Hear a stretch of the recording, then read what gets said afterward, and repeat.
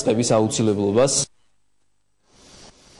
ქრისტიან-დემოკრატიული მოძრაობის ნაძალადევის რაიონის მაჟორიტარი დეპუტატობის კანდიდატი თემქაზე მოსახლეობას შეხვდა ჯაბა სამოში ამომრჩევებს ქრისტიან-დემოკრატების წინასაარჩევნო პროგრამის პრიორიტეტების შესახებ ესაუბრა. მაჟორიტარი დეპუტატობის კანდიდატი 18 სექტემბერს გავრცელებულ პატიმრების წამის ამსახველ ვიდეო მასალასაც შეეხო.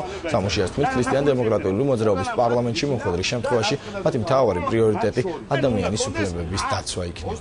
ჩვენ ქრისტიან-დემოკრატებს გვინდა რომ ელემენტარულად ქვეყანაში იყოს ადამიანის უფლებები დაცული და ყველა ამ ადამიანის ოჯახის უფლება იყოს დაცული, როგორც სოციალური, ისე ის პოლიტიკური უფლებები და ის უფლებები, რომელი უფლებებსაც ასე ვთქვათ არ ღვევდნენ პენიტენციალურ სისტემაში. ყველაზე მეტად დღეს ჩვენ რაც გვაწუხებს არის შემზარავი ფაქტები, რომელიც ვიხილეთ ბოლო 2 დღის განმავლობაში და ძირითადად დღეს ბატონ ჯაბა გვესაუბრება ამ თემებზე და იმაზე თუ როგორ შეიძლება ამათი ქრისტიან-დემოკრატების მოსვლის შემთხვევაში ესეთი ფაქტები აღკვეთილი იქნას.